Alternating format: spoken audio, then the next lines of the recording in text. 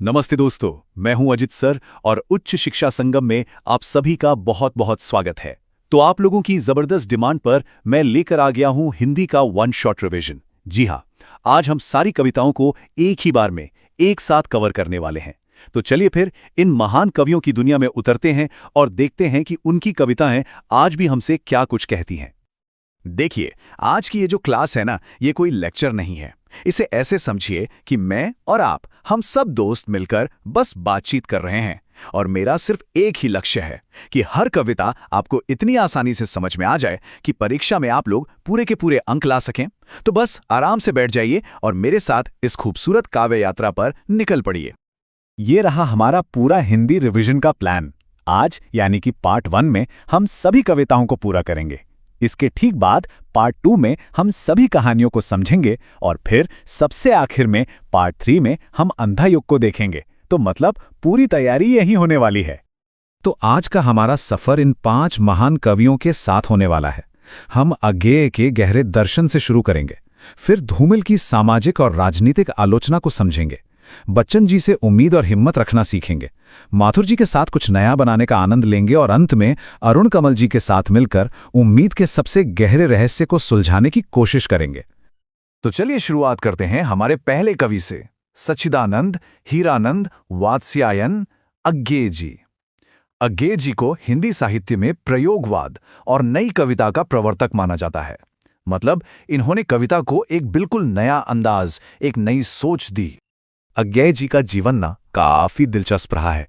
1911 में जन्मे उन्होंने 1943 में तार सप्तक का संपादन किया और इस एक किताब ने हिंदी कविता की दिशा ही मोड़ दी और यहीं से प्रयोगवाद की शुरुआत हुई। उनकी एक रचना कितनी नावों में कितनी बार बहुत ही ज्यादा प्रसिद्ध हुई। उनकी जो पहली कविता है, सवेरे उठा तो धूप खिली थी, ये एक बहुत ही मजेदार सवाल उठाती है। इसमें होता क्या है कि कवि प्रकृति से सब कुछ खुशी खुशी उधार ले रहे हैं। धूप से गर्माहट, चिड़िया से मिठास, घास से हरियाली, सब ले लिया। लेकिन जैसे ही कोई अनदेखा उनसे प्यार उधार मांगता है, कवि एकदम से डर जाते हैं, हिचकिचाने लगते हैं। ये कविता असल में जीवन के लेन देन पर एक बहुत गहरा सवाल है। अब अज्ञेय जी का तीखा व्यंग्य देखिए, उनकी छोटी सी कविता सांप में। ये कविता छोटी है पर चोट बहुत गहरी करती है। इसमें वो सीधे सीधे आज के सभ्य इंसान पर सवाल दागते हैं। वो सांप से पूछते हैं कि भाई सांप, तुम तो शहर में नहीं रहते, तुम सभ्य भी नहीं हुए, तो फिर ये डंसना और ये जहर उगलना कहाँ से सीख लिया? असल में ये सवाल सांप से है ही नहीं, ये तो हम इंसानों से है। तो जहां अज्ञेय जी इशारों में समाज पर तंज कसते हैं, वहीं हमारे अगले कवि सुदामा पांडे धूमिल सिस्टम पर सीधा और आग उगलता हुआ प्रहार करते हैं। इनकी कविताएं किसी से डरती नहीं है, बिल्कुल सीधी बात, नो बकवास। धूमिल जी का जीवन बहुत संघर्षों से भरा था। सोचिए, 1936 में एक किसान परिवार में जन्मे उन्होंने गरीबी को बहुत करीब से देखा था, उसे महसूस किया था, और वही अनुभव, वही गुस्सा उनकी कविताओं में सच्चाई बनकर फूटता है। और दुख की बात यह है कि सिर्फ 38 साल की छोटी सी उम्र में ब्रेन ट्यूमर से उनका निधन हो गया। उनकी कविता रोटी और संसद सच में बहुत शक्तिशाली है। यहां 3 तरह के आदमी हैं। एक जो रोटी बनाता है, मतलब मजदूर। दूसरा जो रोटी खाता है, मतलब हम आप जैसा आम इंसान। लेकिन एक तीसरा आदमी भी है जो ना रोटी बनाता है ना खाता है, वो सिर्फ रोटी से खेलता है। ये तीसरा आदमी कौन है? ये वही सिस्टम है, वही राजनेता है जो शोषण करता है, और इस पूरे खेल पर देश की संसद चुप है। यही इस कविता का सबसे बड़ा और सबसे तीखा व्यंग्य है। धूमिल के सबसे बड़ी खासियत पता है क्या है? वो सच को उसकी असली जगह पे खोजते हैं। इस लाइन में वो कहते हैं कि अगर दर्द और सच्चाई को समझना है ना, तो अत्याचारी से मत पूछो, बल्कि उससे पूछो जो उस दर्द को सह रहा है। लोहे का असली स्वाद लोहार नहीं जानता, वो घोड़ा जानता है जिसके मुंह में लगाम है। क्या कमाल की बात कही है। अच्छा जी, अब हम चलते हैं एक ऐसे कवि की ओर जिनका नाम आप सब अच्छे से जानते हैं, हरिवंश राय बच्चन। मधुशाला के लिए तो ये फेमस हैं ही। बच्चन जी हालावाद आंदोलन के एक प्रमुख कवि थे। अब ये हालावाद क्या है? इसका मतलब है जीवन के हर सुख दुख को पूरी मस्ती और बेफिक्री के साथ जीना। उनकी रचनाओं में यही गहरा दर्शन मिलता है। उनकी कविता अंधेरे का दीपक, आशा और हिम्मत की एक बेहतरीन मिसाल है। ये स्लाइड कविता का पूरा सार बता रही है।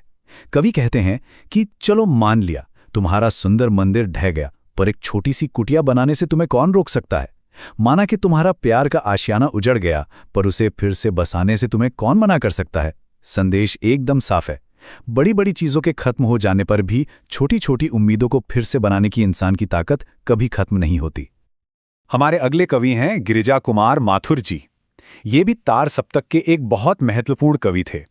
इनकी खासियत ये थी कि ये अपनी कविताओं पे रोमांस और सामाजिक चेतना का एक बहुत सुंदर संतुलन बनाते थे। इनकी कविता नींव रखने वालों का गीत मेहनत के दर्शन को समझाती है। कभी कहते हैं कि सिर्फ सहते रहने में कोई सुख नहीं है और छोटी छोटी खुशियां बेकार हैं जब तक कि इस मिट्टी से मेहनत करके एक नया संसार ना बना दिया जाए। मतलब असली खुशी आसान चीजों में नहीं है, बल्कि आने वाली पीढ़ियों के लिए एक बेहतर दुनिया बनाने के संघर्ष में है। असल में ये कविता उन गुमनाम नायकों को एक सलाम है जो समाज की नींव रखते हैं। ये वो मजदूर और कर्मयोगी हैं जिनका पसीना और जिनका बलिदान ही तरक्की का रास्ता बनाता है। वो अपने उस संघर्ष में ही अपने जीवन का मतलब ढूंढते हैं। और अब हम पहुंचते हैं अपने अंतिम कवि अरुण कमल जी के पास। अरुण कमल जी एक समकालीन कवि हैं, मतलब हमारे समय के कवि हैं। उनकी रचनाएं आम हाशिए पर खड़े लोगों के संघर्षों और उनकी अनकही भावनाओं को आवाज देती हैं। 1954 में बिहार में जन्मे अरुण कमल जी को उनकी रचना नए इलाके में के लिए 1998 में साहित्य अकादमी पुरस्कार से सम्मानित किया गया था। उनकी कविताएं आज के समय का एक बहुत शक्तिशाली दस्तावेज मानी जाती हैं। उनकी कविता उम्मीद, आशा की एक बहुत ही अद्भुत पहेली हमारे सामने रखती है। कवि हैरान हैं कि हर साल बाढ़ आने के बाद भी लोग उसी जगह वापस क्यों चले आते हैं। हर तूफान के बाद समुद्र के किनारे फिर से गांव क्यों बस जाते हैं। हर सूखे के बाद किसान बारिश का इंतजार क्यों करता है, और शाम होते ही पंछी उसी सूखे बेजान पेड़ पर वापस क्यों लौट आते हैं। इस कविता का सबसे खूबसूरत हिस्सा जानते हैं क्या है? ये कि कवि इस सवाल का कोई जवाब नहीं देते।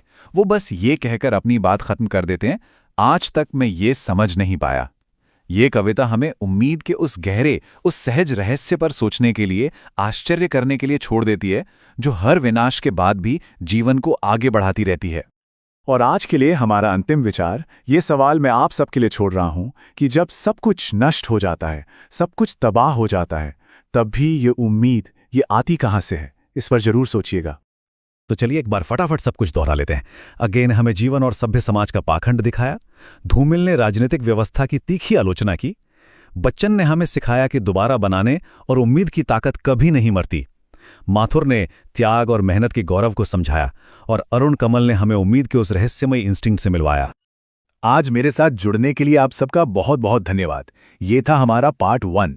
पार्ट 2 के लिए तैयार रहिएगा, जहां हम सभी कहानियों को इसी तरह से समझेंगे।